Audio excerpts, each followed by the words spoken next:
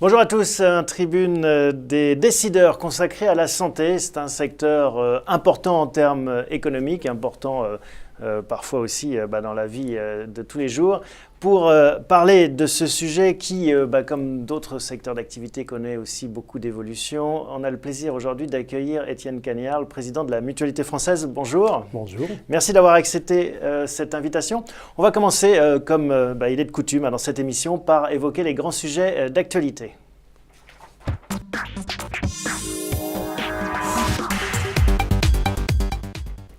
Alors, Monsieur Cagnard, les grands sujets d'actualité, on ne peut pas faire plus actualité avec la loi de santé de Marisol Touraine, qui fait couler beaucoup d'encre, qui soulève beaucoup d'opposition, mais comme souvent finalement quand on veut faire bouger les lignes dans ce pays, on va revenir avec vous sur certains points qui vous semblent importants de commenter. Peut-être commençons par le tiers payant, c'est ce qui fait pas mal couler d'encre. On rappelle l'enjeu de la loi par rapport à ce tiers payant. Alors c'est un sujet d'abord très compliqué parce qu'il a été instrumentalisé. Il est devenu le symbole de cette loi, à la fois du côté de la ministre et aussi du côté des professionnels en termes de rejet. C'est quoi l'enjeu ?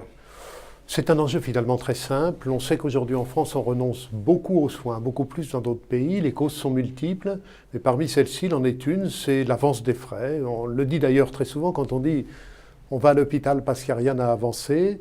Et en même temps, on sait qu'il faudrait ramener les gens vers la médecine ambulatoire et les mêmes médecins refusent une disposition qui permet d'y contribuer. Donc, c'est une mesure importante pour ceux qui ont des difficultés économiques, mais c'est surtout une mesure de simplification du secteur. C'est une mesure de paiement direct et qui permet, c'est important dans une mission économique, de laisser dans l'économie des sommes considérables plutôt que de les faire transiter dans des remboursements pendant lesquels elles ne sont pas à disposition de l'économie réelle. Oui, parce que le tiers payant, pour ceux qui ne sauraient pas, c'est le fait de ne pas avoir à payer, par exemple, chez le médecin, sa consultation et de ressortir finalement sans avoir déboursé le moindre centime. C'est après la sécurité sociale ou les mutuelles que vous représentez qui payent. C'est le fait de ne pas payer directement, ce n'est pas le fait de ne pas payer. Puisqu'évidemment, vous payez votre mutuelle pour la part complémentaire. Absolument. Et votre mutuelle paye pour vous. Et la sécurité est financée par les impôts et les taxes, on a tendance à l'oublier. Et c'est justement l'objet de ma seconde question. Ma deuxième question concernant ce tiers payant, est-ce que c'est une bonne chose ? C'est vrai que c'est assez frappant quand on va chez un médecin, chez un pharmacien, on ressort sans avoir même l'impression, la notion du coût finalement. Est-ce qu'on achète quelque chose qui vaut 5 €, un médicament qui vaut 5 €, 15, 30 €? Et dans le contexte de dépassement, de creusement des déficits, est-ce que ce n'est pas un souci ? Il ne faut pas confondre la gratuité et l'information. C'est-à-dire que, bien sûr, il faut que les gens sachent ce que coûte la santé.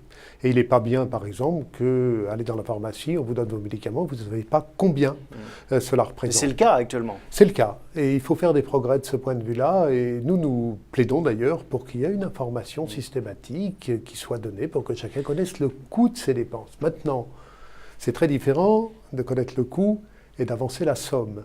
Avancer la somme, d'abord, c'est quelque chose qui est minoritaire en France. Plus de 60% de dépenses de santé se font en tiers payant aujourd'hui. Tout le monde l'oublie, mais par exemple à l'hôpital, l'intégralité des dépenses se font en tiers payant. À la pharmacie, vous l'avez dit, c'est le cas. Chez les infirmières, 50% d'entre elles. Donc c'est une pratique très courante. Et dans les autres pays aussi ? Parce que je sais qu'on regarde beaucoup ce qui se fait chez nos voisins. C'est le cas aussi ? Sur les 28 pays de l'Europe, il y en a 25 qui pratiquent le tiers payant généralisé. Les 3 qui ne le pratiquent pas, c'est la France, le Luxembourg et je crois la Belgique. Donc nous sommes minoritaires. Les médecins sont contre aussi pour une autre raison, parce qu'ils imaginent que les mutuelles, vous, allez avoir plus de poids finalement dans l'organisation de leur exercice de la médecine, et en disant à partir du moment où c'est nous qui payons, on va pouvoir imposer davantage des contraintes. Ce que les médecins oublient, c'est que c'est déjà les mutuelles qui payent, indirectement. Elles remboursent les patients. Donc ça ne change strictement rien en termes de rapport de force. On peut déplorer que la sécurité sociale ait reculé autant qu'elle l'a fait sur les soins courants, puisqu'elle rembourse à peine plus de la moitié aujourd'hui. Mais ce n'est pas le tiers payant qui est la cause de cet état de fait. J'allais dire le tiers payant en est la conséquence. Comme ce recul de la Sécu a créé des difficultés d'accès aux soins, il faut mettre en place des systèmes qui compensent ces difficultés. Mais ne confondons pas les causes et les conséquences. Ce n'est pas la présence des mutuelles qui est la cause des désengagements de la Sécu, c'est les désengagements de la Sécu qui sont la cause de la présence des mutuelles. Bon, selon vous, tout ça va se mettre en place? Il n'y a pas de risque que ça déraille? Non, c'est un sujet qui va maintenant rentrer tranquillement dans les mœurs. Je prends le pari que dans 3 ou 4 ans, plus personne n'en parlera, comme d'ailleurs de la carte Sésame Vital qui a soulevé des tollés à son introduction en 98 et qui paraît naturelle à tout le monde aujourd'hui. Alors, vous me permettez une transition toute simple. Cette carte, en effet, qui avait suscité un tollé, ça rejoint un autre débat sur les données. Parce que ça permet en effet de mieux suivre finalement, c'est le fameux passeport médical aussi, de mieux suivre finalement les patients. Il y a un gros enjeu dans cette loi sur les données, avec toujours cette crainte que ces données soient mal utilisées et que finalement les assureurs s'en servent pour créer des polices ou rejeter des assurés. Quel est l'enjeu là ? L'enjeu est souvent mal posé d'ailleurs parce qu'on confond d'abord les données collectives anonymisées et les données individuelles, on confond les données publiques dont il est question dans cette loi et les données privées notamment recueillies à partir d'objets connectés dont on peut se soucier et qui sont pourtant beaucoup plus intrusives pour la vie privée. L'enjeu de la mise à disposition de tous les acteurs des données collectives est un enjeu d'amélioration du système. C'est un enjeu d'accès à la connaissance. Moi je ne conçois pas que l'on fasse de la rétention vis-à-vis de la connaissance. Tout le monde doit pouvoir avoir les différents éléments. On comprend bien qu'organiser un parcours de soins, même du point de vue du patient, prenez une pathologie très courante, une prothèse de hanche par exemple. La durée de vie des prothèses de hanche varie beaucoup d'un établissement à un autre. Si vous avez un jour à vous en faire poser une, je pense que vous préférerez que la durée de vie soit la plus longue possible. Nous n'avons pas cette information. Donc c'est des éléments tout simples pour permettre de mieux utiliser le site de soins, de mieux l'évaluer et d'éviter les pertes de chance pour les malades. Alors ce n'est pas le sens de cette loi pour le coup, qui au contraire tient à distance l'exploitation de ces données. Cette loi est très influencée encore aujourd'hui par une pensée dominante qui laisserait penser qu'un libre accès aux données de santé est dangereux pour la société et risque d'être liberticide. Ça peut être vrai pour des données individuelles, moins d'ailleurs dans le domaine de l'assurance que dans le domaine de l'emploi en ce qui concerne la santé. Ce n'est pas vrai pour les données collectives. Il faut évidemment qu'elles soient ouvertes à tout le monde et qu'elles permettent de mieux utiliser le système. La logique de l'open data, par ailleurs promue aussi par le gouvernement. C'est la logique de l'open data, mais alors pourquoi ils n'y vont pas sur la santé? C'est quoi les intérêts derrière qui sont contre? Je ne suis pas sûr que ce soit des questions d'intérêt. Je pense que c'est beaucoup plus une question de culture, une question de représentation du secteur santé qu'on veut protéger. Mais l'enjeu, c'est évidemment l'open data, mais surtout le use data, qu'on utilise effectivement ces données pour améliorer le système. Autre sujet d'actualité, le calendrier se rapproche, c'est le 1er janvier 2016 que les complémentaires santé seront rendus obligatoires pour tous les salariés.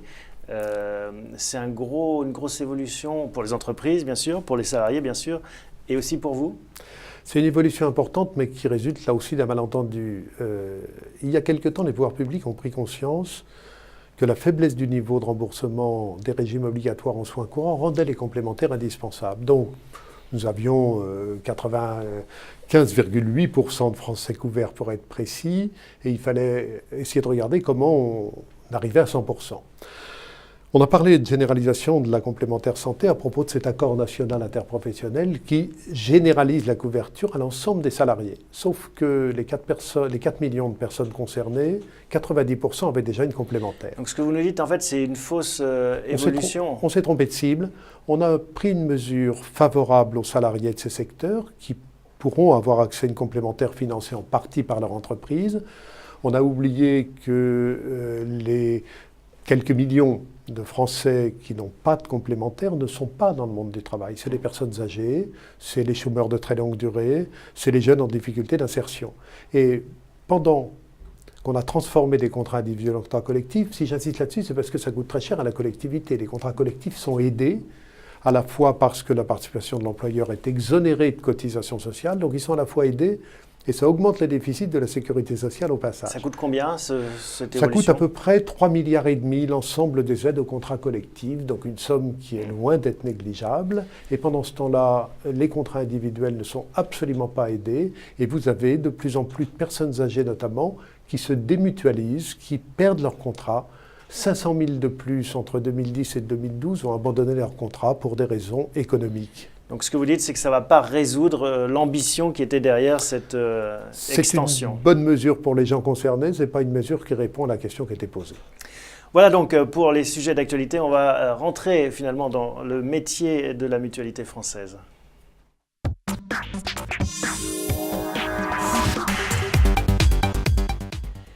Pour comprendre en fait votre métier, votre spécificité, il faut peut-être remonter à la genèse, à la création finalement de ces systèmes mutualistes, à 1945, l'après-guerre. Même avant, puisque la mutualité a précédé la sécurité sociale. La mutualité a précédé aussi les assurances sociales des années 30, puisque c'est un système qui s'est mis en place de façon plus généralisée au XIXe siècle pour essayer de mettre en place des réponses à des besoins sociaux qui n'étaient pas couverts par les régimes obligatoires. C'est la logique de la solidarité collective, en fait, par profession ou autre. C'est une logique de mise en commun, effectivement, d'un certain nombre de ressources pour répondre à des besoins, très souvent organisés de manière identitaire, donc souvent de manière professionnelle ou territoriale, d'ailleurs. Et en 1945, évidemment, la donne change, puisque un régime obligatoire s'installe. On oublie souvent d'ailleurs qu'en 1945, on n'est pas dans la même situation qu'aujourd'hui. C'est-à-dire que la Sécu, elle ne rembourse pas des soins. Elle verse des revenus de remplacement pour compenser les conséquences de la maladie. Donc il y avait encore beaucoup d'espace à conquérir. Et la mutualité s'installe finalement comme un intervenant complémentaire, parce qu'au moment de la création de la Sécu, on décide qu'il doit y avoir un ticket modérateur. Et depuis, les choses ont beaucoup évolué, puisque la mutualité intervient dans des domaines où la Sécu n'intervient plus. Et c'est aussi ce que beaucoup ignorent, un offreur de soins, un inventeur de solutions collectives, notamment pour les personnes âgées, la petite enfance, extrêmement présent sur les territoires, 2500 services ou réalisations qui vont de services de soins infirmiers à domicile à des hôpitaux en passant par des maisons de retraite, etc. La mutualité intervient dans des domaines de soins où la Sécu n'intervient pas et le contraire est vrai aussi, ce qui est une spécificité française, c'est-à-dire qu'il y a des domaines où ça se chevauche vraiment, ce qui contribue à cette complexité aussi parfois et à cette lecture un peu difficile pour le grand public. C'est une spécificité française, effectivement. Les complémentaires interviennent en partie sur le même champ que les régimes obligatoires, à peu près pour 50% de leurs interventions d'ailleurs, et les 50% autres sont des interventions dans d'autres champs ou au-delà des tarifs sécu. C'est le cas notamment en matière d'optique, où les régimes obligatoires ne remboursent plus que 4% de la dépense, ou en matière de prothèses dentaires, pour prendre les exemples les plus courants. Ouais.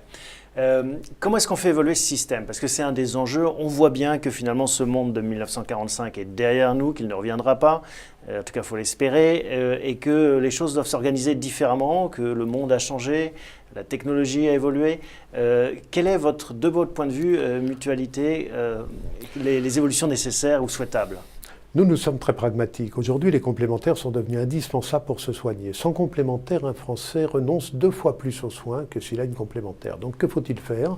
Rendre les complémentaires accessibles à l'ensemble des Français. C'est l'enjeu de la généralisation qui ne passe pas par l'accord national interprofessionnel, mais d'autres mesures. Et il faut aussi que les complémentaires puissent jouer un rôle sur le parcours de soins, l'accès aux soins. On confond trop souvent solvabilisation et accès aux soins. Une des particularités françaises, en l'absence de régulation, qui a été éclatante en matière d'optique, c'est de rembourser de plus en plus, mais par un jeu de surenchère, d'avoir des prix qui augmentent plus rapidement et finalement une dépense importante et un reste à charge non maîtrisé. Il faut organiser autant que solvabiliser. C'est l'enjeu pour le régime obligatoire, mais aussi pour les régimes complémentaires. Oui, parce que les régimes obligatoires sont en déficit, donc c'est un souci global par les temps qui courent en particulier. On n'arrive plus à les financer. Mais quand on entend organisation des parcours, là aussi, encore une fois, levée de bouclier, on se dit, oh là là, attention à l'administration de la santé, toute une partie du corps médical n'en veut pas. On a encore en France un système dans lequel on n'a pas évolué depuis la définition de la médecine libérale en 1927, où on parlait de 3 libertés cardinales, liberté d'installation, liberté de prescription, liberté d'honoraires. Ce sont 3 libertés qui doivent être organisées, régulées. La liberté d'installation, pourquoi pas, mais est-il logique que la collectivité finance des médecins dans des endroits où il y en a déjà trop, alors qu'à d'autres endroits, il y a de véritables déserts médicaux? Il faut donc... Comment est-ce qu'on peut faire ça? Il faut se mettre autour de la table avec l'ensemble de la profession. On a plutôt régressé sur ce sujet. Au début des années 2000, le Haut Conseil pour l'avenir de l'assurance maladie écrivait, avec l'accord des syndicats médicaux, Si les mesures incitatrices ne suffisent pas, il faudra remettre en cause la liberté d'installation. Si je dis ça aujourd'hui face à des médecins, je soulève des levées de boucliers. Mais il faut travailler. Il ne s'agit pas d'obliger les médecins à s'installer à tel ou tel endroit, mais il s'agit tout simplement d'avoir des mesures incitatrices suffisantes. La liberté d'honoraire, c'est pareil.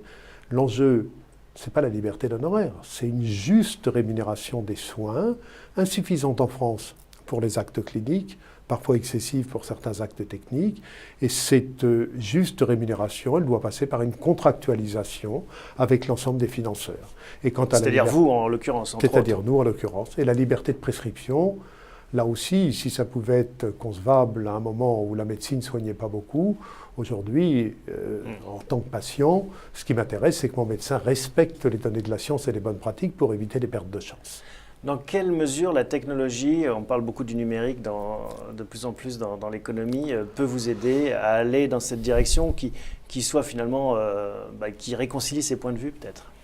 De deux manières. D'abord, vous l'avez compris, pour moi l'enjeu c'est plus l'organisation du système que sa solvabilisation. Et il est clair que de ce point de vue, les progrès technologiques et l'irruption du numérique permettent de repenser totalement l'organisation. C'est-à-dire qu'il ne s'agit pas seulement de se dire il y a des dysfonctionnements aujourd'hui, on va trouver des palliatifs à ces dysfonctionnements. Il s'agit de penser l'organisation autrement, notamment l'organisation hospitalière, son articulation avec la médecine ambulatoire. Et du point de vue des assureurs, un enjeu tout aussi considérable, c'est que la disposition de données de santé extrêmement nombreuses et diverses, leur traitement va diminuer l'aléa en matière de risque santé, et petit à petit, ça va transformer les assureurs en accompagnateurs plus qu'en assureurs, donc vous voyez des changements considérables. Mais est-ce que c'est vous qui allez financer cette évolution? Est-ce que vous investissez d'ores et déjà dans des outils qui permettraient finalement de fluidifier toutes ces informations et ces parcours, par exemple? Nous y travaillons beaucoup, mais on bute sur l'obstacle que vous avez souligné tout à l'heure, c'est-à-dire qu'on intervient sur les mêmes champs que l'assurance maladie obligatoire. Et peut-être faut-il aujourd'hui se poser la question, dans des domaines où les financements sont partagés du type un cheval, une alouette, comme par exemple l'optique, où les régimes obligatoires remboursent 4%, eh bien, tenter l'expérience de transférer l'ensemble de ces dépenses sur les complémentaires, à une condition bien sûr, c'est que tous les Français puissent avoir accès à une complémentaire, le lien avec le débat sur la généralisation. On a l'impression qu'il y a trois univers dans la santé. L'univers du ministère de la Santé, qui est assez étatiste, qui voudrait tout régenter, comme bien souvent en France, des jardins à la française. À l'opposé, l'univers des médecins libéraux qui veulent que la loi du marché s'applique. Et puis vous, entre les deux, un peu entre le marteau et l'enclume, qui souhaitez encadrer, contractualiser, essayer de prendre le meilleur des deux mondes, c'est ça l'idée ? J'ai l'impression qu'on est dans une démarche très pragmatique. Effectivement, nous ne nous illusionnons pas. On sait très bien que jamais le système de santé sera dirigé d'une façon univoque de l'avenue de Ségur ou de la porte de Montreuil, si on pense à la CNAM. De la même façon, on a besoin d'organisations territoriales qui tiennent compte des spécificités, de l'organisation hospitalière, des implantations de lieux de vie. Et pour ça, il n'y a rien de mieux qu'une contractualisation de terrain avec tous les acteurs, bien sûr les complémentaires, mais également un renouveau des dispositifs conventionnels qui sont encore vécus aujourd'hui comme des dispositifs nationaux, comme si l'exercice de la médecine était le même à Saint-Flour et dans le 7e arrondissement. Les coûts ne sont évidemment pas les mêmes et il faut tenir compte des réalités de terrain. Comment est-ce que vous expliquez ce conservatisme finalement de ces professionnels de la santé ? Par deux raisons finalement assez simples. D'abord, les réformes sont dans ce secteur, comme dans beaucoup d'autres, mais peut-être plus dans ce secteur, compte tenu du délai de formation, de la lourdeur des institutions extrêmement long. Donc le temps de la réforme dépasse souvent le temps du politique, c'est une première explication.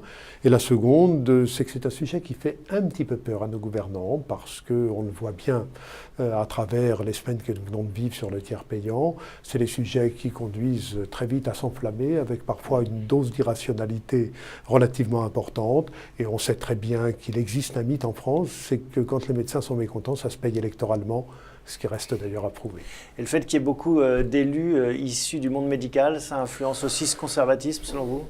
Il y a des élus, mais pas énormément. Ce qui est beaucoup plus préoccupant, c'est peut-être que, comme c'est un sujet peu investi par les politiques, seuls les professionnels du secteur s'y investissent. Et ça manque peut-être de regard croisé. Un mot sur l'organisation de la mutualité française, parce que on peut confondre, étant donné le nom, votre fédération avec une mutuelle, finalement, comme les autres. Or, vous êtes au-dessus des mutuelles, hein. Vous représentez combien de mutuelles, hein? Il y a aujourd'hui à peu près entre 5 et 600 mutuelles, 400 effectives, parce que beaucoup sont en voie de regroupement ou substituées économiquement. C'était 6 000 il y a quelques années, donc c'est un secteur qui s'est regroupé extrêmement rapidement. Et qui continue à se concentrer, hein. Il se concentre très vite et d'ailleurs beaucoup plus en haut de la pyramide qu'à la base, puisque si on prend les 10 premières mutuelles, ça doit représenter 70% des effectifs. Ça permet de faire des économies? Ça permet de faire des économies, ça permet de mettre en place des outils de gestion qu'il ne serait pas possible de créer dans des trop petites mutuelles. Ça permet de négocier avec les professionnels de santé, parce qu'évidemment les professionnels de santé ne veulent pas avoir affaire à 400 interlocuteurs, oui. Donc il faut se regrouper, il faut avoir des moyens communs. Et c'est finalement donc un enjeu de système d'information, d'économie d'échelle et aussi de moyens d'action dans d'autres secteurs, comme la prévention par exemple. Et alors vous, votre rôle, Mutualité Française, par rapport à ces acteurs? C'est à la fois un rôle de syndicat professionnel, comme dans tous les secteurs, et aussi un rôle de mouvement, parce qu'on voit bien que la santé, c'est pas tout à fait un secteur comme les autres, que ça suscite des débats importants, chacun se sent directement concerné, et évidemment, c'est un lieu commun de le dire, mais la santé, c'est pas un bien comme les autres, il y a besoin d'avoir une égalité d'accès. Donc dans ce domaine-là, nous jouons évidemment un rôle de force de proposition, et notre double légitimité, à la fois de financeur et d'offreur de soins, fait que nous connaissons bien les métiers de la santé, que nous connaissons bien les enjeux de la prévention, que nous connaissons bien les enjeux de la santé publique, et ça fait de la mutualité un acteur important dans le débat sur la santé. Voilà donc pour l'activité de la Mutualité Française. On va parler de vous un peu plus, Étienne Cagnard.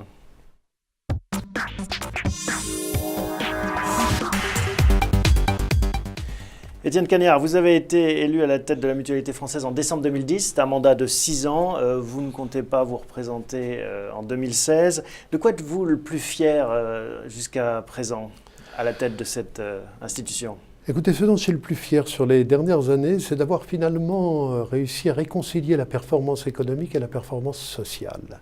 Parce que très souvent, on a l'impression que les mieux-disants sociaux n'ont pas beaucoup de soucis des équilibres économiques et que ceux qui se soucient d'équilibre économique se soucient peu d'intérêt général.